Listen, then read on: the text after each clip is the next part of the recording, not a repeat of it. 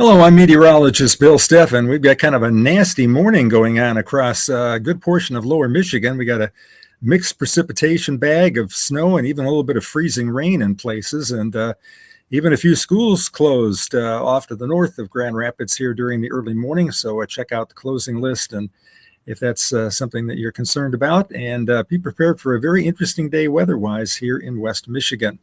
Let's start out and talk a little bit about the 9 tornadoes now we have confirmed in Michigan for Sunday. 9 of them. Can you believe that? We only average 16 a year, so we're halfway there already. There were 3 EF1 tornadoes, one at Williamston, and that's over toward the Lansing area. One in Edwardsburg, which is down in Cass County toward the Indiana border, and one in New Haven, which is over in southeast Michigan. We had EF0 tornadoes confirmed in Belding, in Milan, again, southeast part of the state, Caledonia, that one from Cutlerville to Caledonia that we talked about yesterday. We had an EF0 tornado with 75-mile-an-hour winds at Leslie, which is over toward Lansing. 65 miles an hour at Muir, and that is in Ionia County, and an EF0 tornado with 65-mile-an-hour winds did some damage to one of the high-tension wires up there in the Grant area. So a wild day, and we may be seeing some interesting weather develop in West Michigan here during the afternoon hours. And let's take a look at that right now. There's a moderate outlook that's now been issued by the Storm Prediction Center in the red color on the map that you see. That is, again, for areas off to the south of us, but the level 3 or the level 3 outlook and the enhanced outlook comes all the way up to Grand Rapids. So we're watching especially those areas off to the south of Grand Rapids. A couple of things to watch for today is, does it actually warm up later today? We're going to be in the cold air for a good portion of the day, so we got a high out of 63, but that won't occur until probably 6, 7 o'clock in the evening. And it's right about that time that the thunderstorms will start to roll through the area.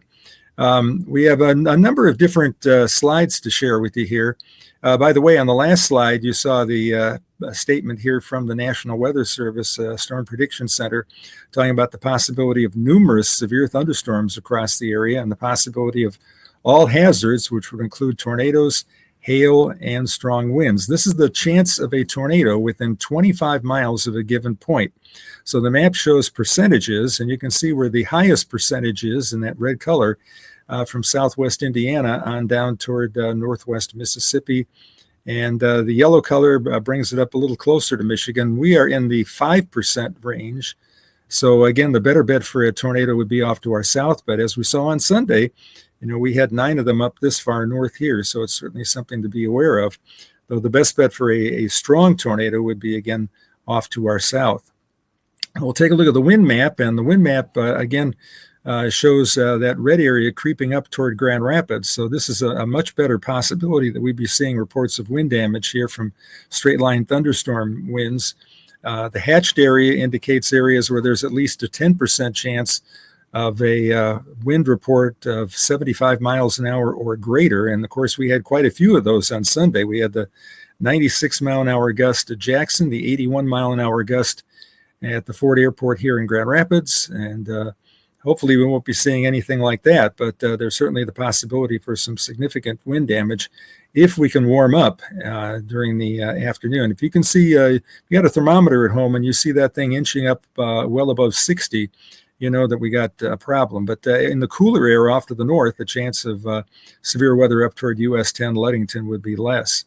And finally, the hail map, as you can see that in the red color, the most likely time or place for hail would be off to the south and southwest of Grand Rapids, but we are in that yellow 15% category as well. So better chance of severe hail to the south, but certainly a chance of that here in West Michigan as well. So an interesting day. This graphic from the National Weather Service kind of goes into detail a little bit about what we expect. And look at the timing there. It's 4 p.m. to 11 p.m. I expect, if you take a look at our futurecast models, sometime around 7 o'clock in the evening, this thunderstorm line rolling through. And again, it depends on how warm we get. If I have a rule that tornadoes just don't occur when the temperature is below 50 degrees. So if your thermometer is still sitting at 45 here late afternoon, odds are you won't be seeing any tornado activity, but certainly something to keep an eye on with, once again, that enhanced outlook. And this is the severe weather outlook page for Thursday. You can see the chance of severe thunderstorms moves to the south along the Ohio River Valley. And it's not just severe thunderstorms there. They're going to get quite a lot of rain, and that will cause some significant flooding in that Ohio River basin. So we'll take a moment out right now and thank our sponsors, Complete Care Concierge, and also Ace Hardware Handyman. Michelle?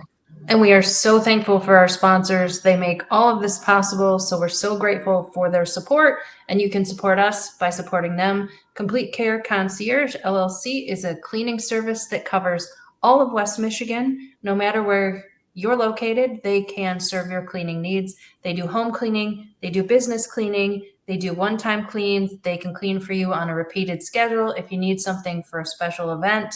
They've got all the latest products, and they're trained to take care of the materials in your home, and they would love to do an amazing job taking care of whatever cleaning needs that you have. They have you covered. They can do any schedule that you need, even on the weekends. So their number is 616-264-1397, 616-264-1397. And now let's hear from our other sponsor. When your home needs help, you might not know where to start. Why not ask Ace? We're always here to help with Ace Handyman Services. Our talented craftsmen handle everything from drywall and carpentry to doors and kitchens. We're the neighbors you trust to get the job done right. Let's get started. Book your handyman appointment today. Ace Handyman Services, bringing helpful to your home. Ace is the place with the helpful hardware, folks. Might be a good idea to take those numbers down and put them in your phone address list or your phone caddy. And if you need cleaning or handyman services, check them out. 72-hour snowfall. Boy, we are still talking about that, believe it or not. And you can see there will be more snow mixed in off to the north of Grand Rapids. In fact, that darker blue area over toward Lake Huron, they're expecting 2 to 3 inches of snow here during the early morning. We'll be seeing snow across parts of the UP. Once again, temperatures will be at or below freezing. So again, look for some icy roads in northern lower Michigan and upper Michigan here during the morning and midday.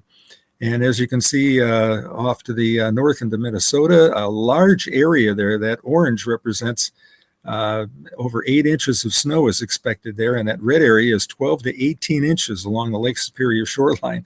Welcome to April in Minnesota. So pretty interesting.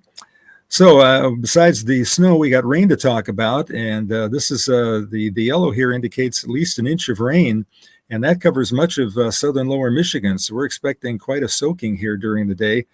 Again, most of this is going to fall today and not over the 72-hour period. This will be in the next 24 hours here across the area. And that red indicating that we're up into the 4 to 6 inch category from Arkansas up north toward Ohio. So anybody traveling to the south on spring vacation is going to be running into thunderstorms. Some of them could be locally severe, and also the possibility for some local flooding down there as well.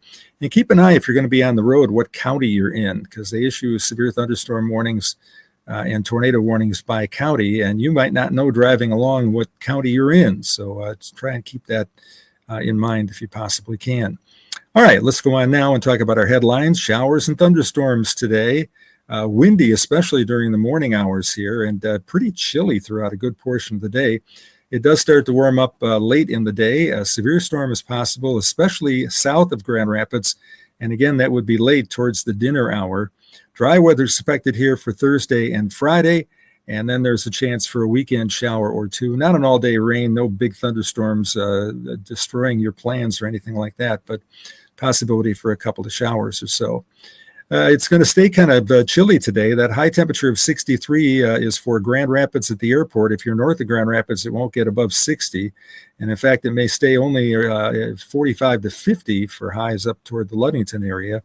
Cold in the morning at 33. Showers at best bet for a thunderstorm would be, like I said, late afternoon, early evening. And the windy conditions last through the evening here, with winds out of the southeast to south at 15 to 25 miles an hour. Humidity should be fairly high during the day. In fact, it'd be closer to 90% here during the morning. with the precipitation coming down. High temperatures today, again, you can see the warm air to the south could reach 70 down toward the Indiana border late in the day if there are some breaks in the clouds. And look it up toward the UP. Sault Ste. Marie winter may never end up there. They have had 195 inches of snow in Sault Ste. Marie so far this winter. Last I checked, they still had 16 inches of snow on the ground. They've had 6 inches or more of snow on the ground for over 5 months now in Sault Ste. Marie. High temperatures for Thursday. Well, we cool off a little bit, but not like we have in the past couple cold fronts that have come through, have been pretty strong. This one not as strong. As you can see, temperatures are still in the low to mid 50s here on Thursday. Same story on Friday, as temperatures here on Friday will be back up into the 50s here. And readings off to the north will be just a little bit cooler. There we go, taking a look at that. You like all that green? That's the St. Patrick's Day map there, I think. Temperatures finally start to warm up close to 50 up there in the UP, and they start to melt some of that snow. We'll have to keep an eye for potential flooding up in the UP as all that snow melts, but no sign of any significant rain up there over the next couple of weeks. 5-day forecast looks like this: breezy with showers and maybe a late day thunderstorm.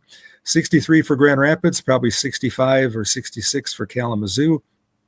70 at the Indiana border, maybe 50 late in the day for Ludington over to around Reed City.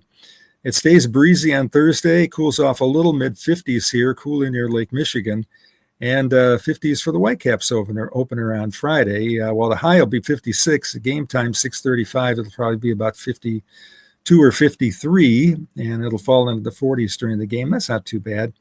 We've got a chance of a shower for Saturday and Sunday. It won't be an all-day rain, and temperatures don't get terribly cold. We're still low 50s here during the day on Sunday. Long-range outlook says temperatures here continue to be a little cooler than average in the east. And again, that period is generally the April 9 to 15. And over a 7-day period, it looks cool to start that period and then warm late. So even though the 14th and 15th are included in this outlook, by then the warm air should be getting here, and it should be, I wouldn't be surprised to see a 70-degree day during the mid part of April, maybe a couple of them.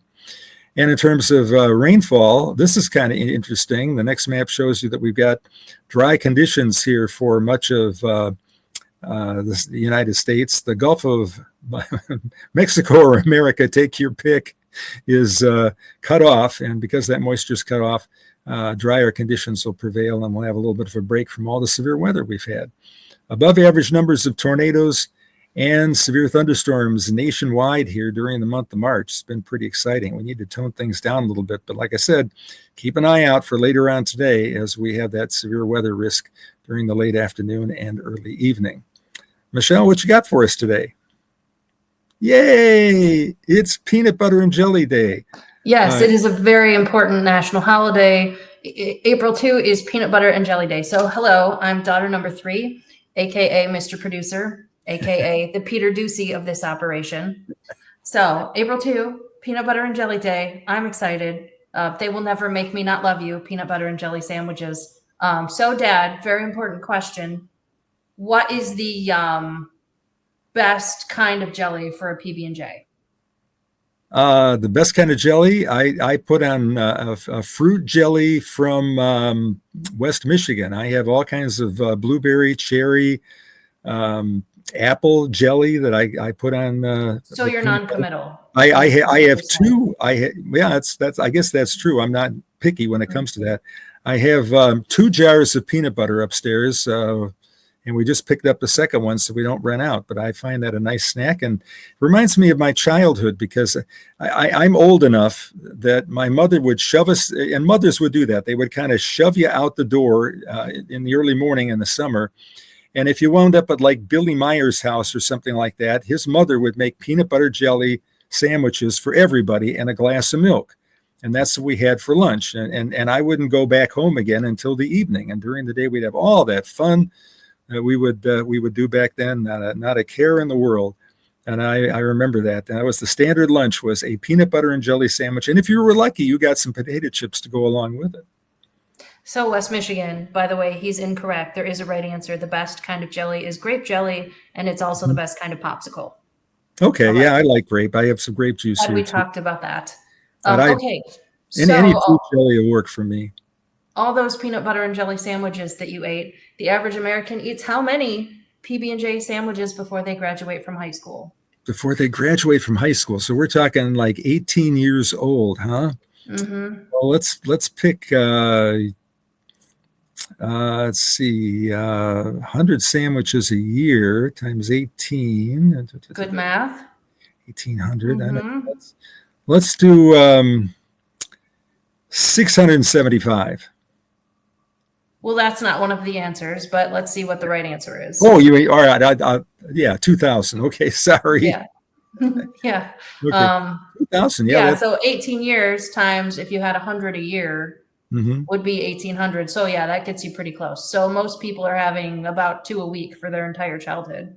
Yeah, I really enjoy them. In fact, I have had PB&J sandwiches twice already this week. Yeah, I still take them to work. I was reading that when peanut butter first came out, it was a delicacy and it was only served in tea houses. Yes, and in fact, you really ought to read up about George Washington Carver and what he did with peanuts, because it was pretty extraordinary. He said he prayed to God that he would know everything, and he said God told him, "It's too much for you to know everything, but I'll show you a lot about the peanut." And he developed so many peanut products. It was really kind of amazing. All right. So I'm definitely going to have one of those today to celebrate. Mhm. Okay, April 2, Walter P. Chrysler's birthday. He lived from 1875 to 1940. He founded the Chrysler Automobile Company, one of the big three automakers headquartered in Detroit. Bill, do you know what other two auto manufacturers make up the big three? Ford and GM, right? Let's see. Yeah. Very good. Yep. Those are the Yep. big three. And all headquartered in the Detroit area. Mm-hmm. We are the car capital of the world, state of Michigan. On April 2, 1792, the U.S. Mint was established in this city. It was the first capital of the USA from 1790 to 1800. Today, it is the home to the Liberty Bell. And I spent so much time today trying to figure out if that should be CAPITAL or CAPITOL, and the internet tells me it's an AL, so hopefully I got that correct. Oh, okay. Well, I like a lot of capital, especially in my 401k. Anyhow, I knew that even before the Liberty Bell hint. The first mint was in Philadelphia.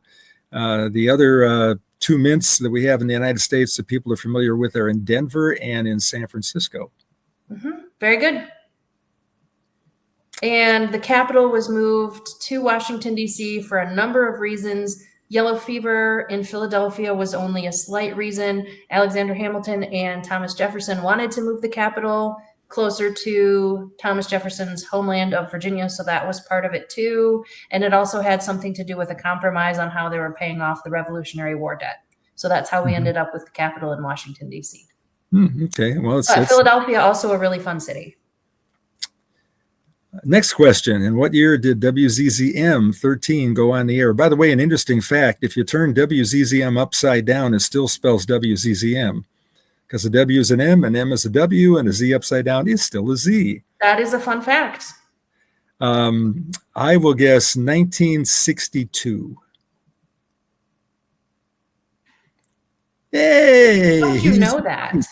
Because I worked there for 26 years. No, it was 1962, and their headquarters was in the Pantland Hotel downtown. They used to edit film in the bathroom. And I remember they had a very nice Bell & Howell 16 millimeter projector. And since my father worked at Bell & Howell and bought the parts for some of those, I thought that was an interesting connection. But yes, so the whole time that you worked at December of 62, if I'm not mistaken. What'd you say? So the whole time that you worked at WZZM, were they on Alpine? Yes, they moved in 71. They were downtown at the Pantland Hotel, and then they built a new building in 1971, which is a really neat building.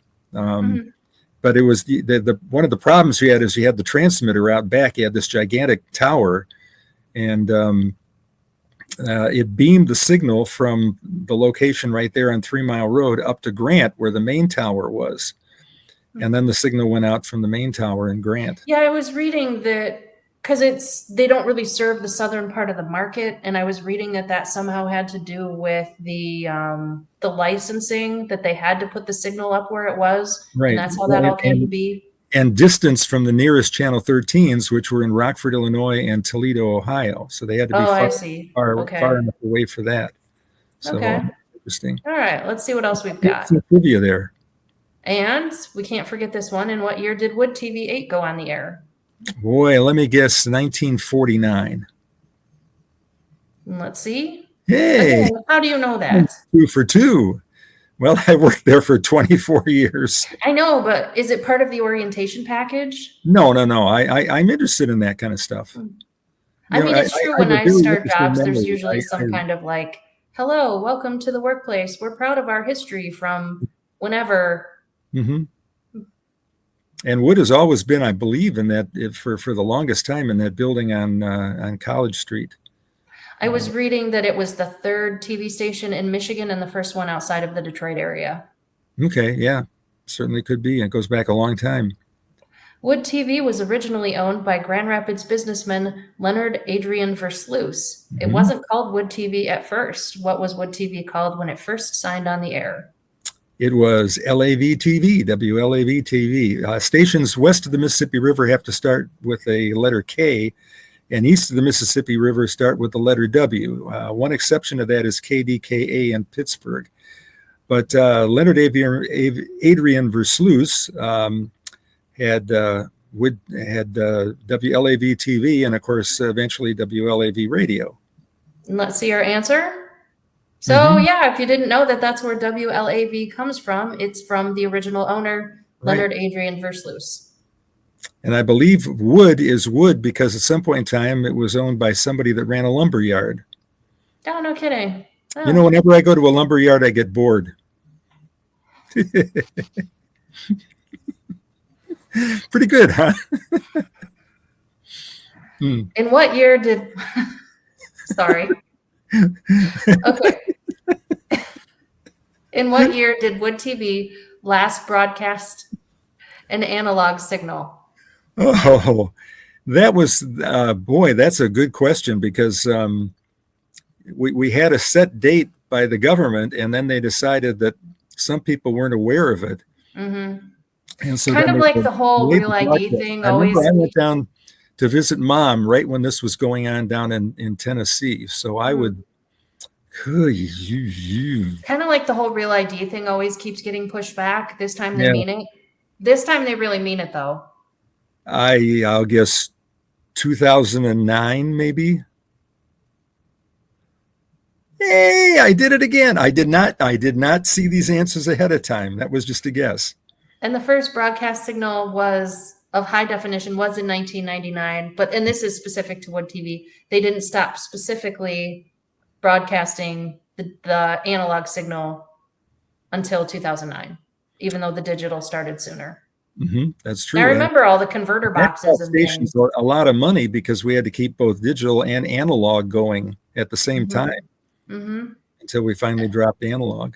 And I remember something about them not letting you guys take vacation during one of the transitions. I think it was the one in 2009. Yeah, we had a lot of that. For instance, whenever there's a weather event, the meteorologists get called into work. When we had Y2K, we had a couple of engineers here overnight to make sure that everything didn't blow up.